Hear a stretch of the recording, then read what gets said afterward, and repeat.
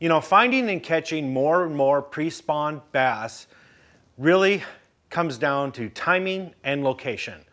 And if you get either one of those wrong, you're gonna miss out on some of the best fishing of the year. So let's talk about how we can find and catch more pre-spawn bass, starting with, well, figuring out where to start. This is really the critical component of it, is trying to locate where they are at somewhere during the pre-spawn. What I mean by that is, first of all, let's just take your lake. There's a couple things you need to break this into. First of all is figure out where they're gonna be. Where are they gonna spawn? Is that, you know, this is gonna be the back of a cove, it's gonna be in a protected bay, big flats, you know, areas that have hard bottom or harder bottom, places that have like reeds, for example. Reeds grow on harder bottom. Things like that. That's where the bass are gonna spawn, so find those first. Second is find where are the bass gonna be during the winter time.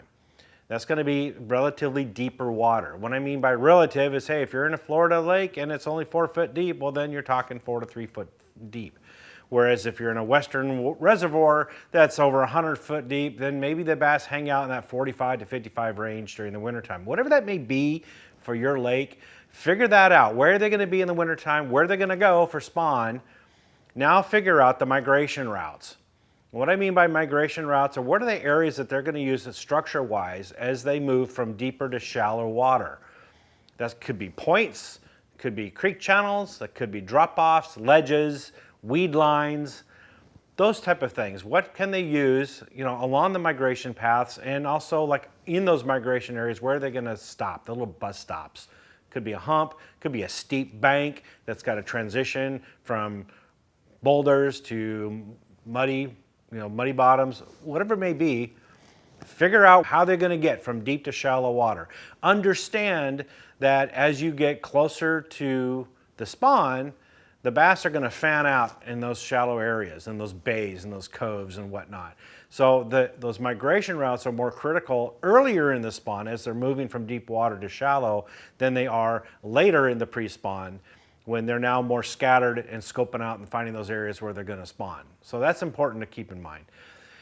Where are you at?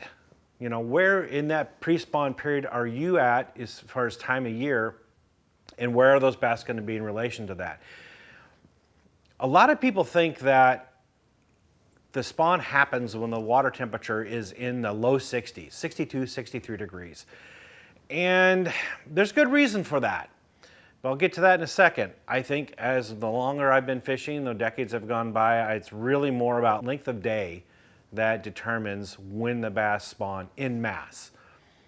So what I mean by that is, as you get closer to spring, the days are getting longer.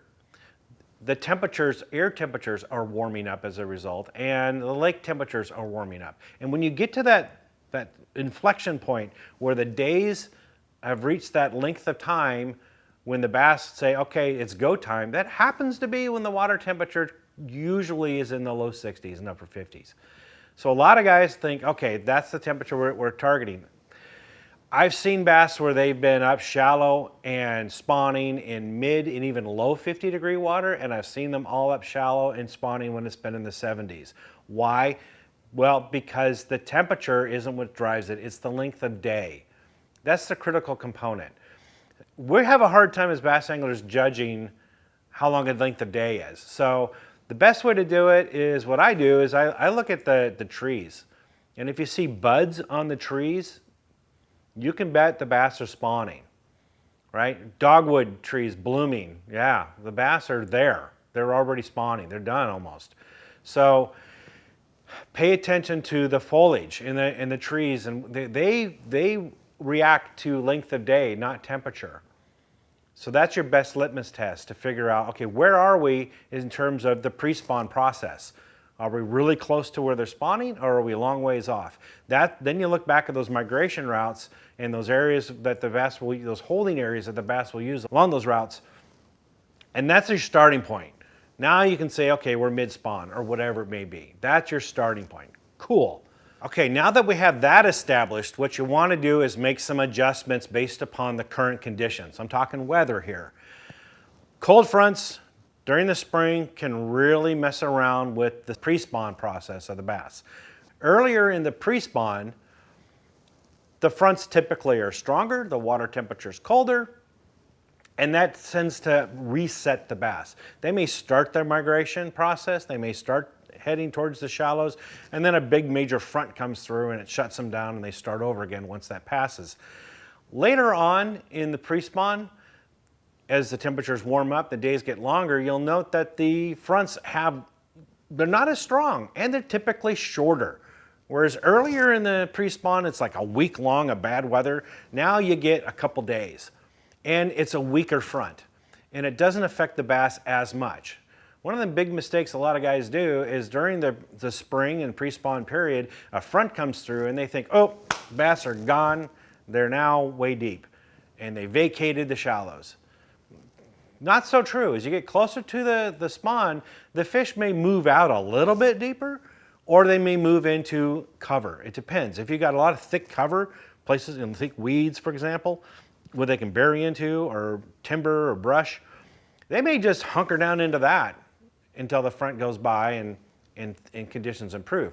Or if you're in an area you're catching them 4 to 6 feet deep and then a front goes by, they may just drift out to 8 to 10 feet deep. That next little drop, and it could be only a 1 foot contour drop or an outside weed line, just that next deepest area that they just may drift to that. They're not gonna go a quarter mile, a half mile away down the lake every time a front comes through.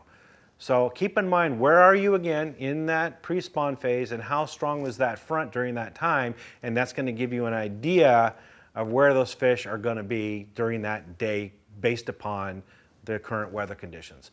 And then finally, what you do is you've got to find exactly where they are, right? If they're on a point, what depth are they on that point? Are they on an outside or inside weed line? Are they hanging on stumps or laydowns, or is there scattered boulders?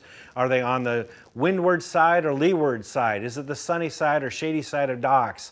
Are they buried in the weeds, or are they on the outside edges of weeds? The way to find them is to use search baits.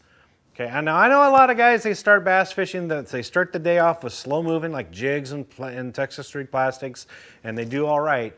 But for me, my style of fishing is I got to figure out like where are they, what structure, what cover are they using that day, and how are they positioned? What's their disposition?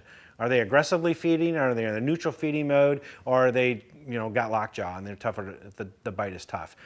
To do that, I use fast moving baits. I call them search baits. These are horizontal presentations, spinner baits, crankbaits, square bills, lipless crankbaits, chatterbaits, those type of things you can use the cool thing about a lot of those baits is you can vary the speed of retrieve.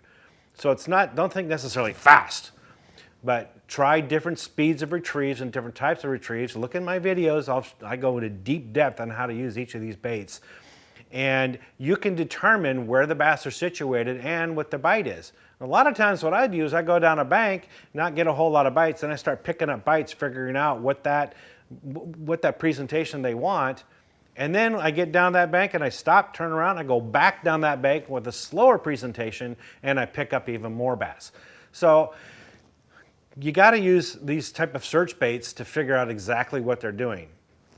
So using the seasonal approach, then adjusting based upon current conditions, and then using the right baits to find the bass, you're going to find and catch more pre-spawn bass this spring. Hope that helps. For more tips and tricks like this, visit bassresource.com.